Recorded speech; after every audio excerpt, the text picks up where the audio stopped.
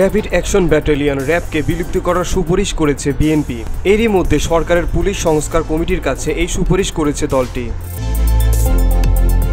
আজ মঙ্গলবার রাজধানীর গুলশানে বিএনপি চেয়ারপারসনের কার্যালয়ে এক সংবাদ সম্মেলনে এ তথ্য জানান বিএনপির স্থায়ী কমিটির সদস্য ও বিএনপির পুলিশ সংস্কার কমিটির প্রধান মেজর অবসরপ্রাপ্ত হাফিজ উদ্দিন আহমেদ।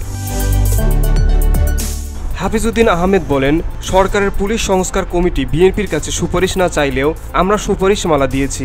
রাষ্ট্রের এই অত্যাবশ্যকীয় সেবার সংস্কার এখন সময়ের দাবি। সুপারিশমালায় বিএনপি পুলিশ কমিশন গঠনের সুপারিশ করেছে।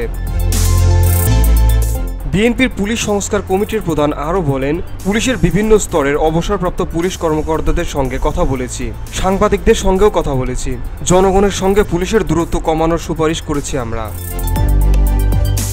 হাফিজ উদ্দিন আহমেদ বলেন, গত 16 বছরে দেশের প্রতিটি প্রতিষ্ঠান ধ্বংস করে দিয়েছে আওয়ামী লীগ, যার মধ্যে পুলিশ বাহিনী অন্যতম। যারা বিতর্কিত হয়ে পড়েছেন, মর্যাদা বলতে কিছুই বাকি নেই তাদের। গুম খুন নির্যাতনের কারণে তাদের উপর আস্থা নেই জনগণের। BOD Bangla news desk.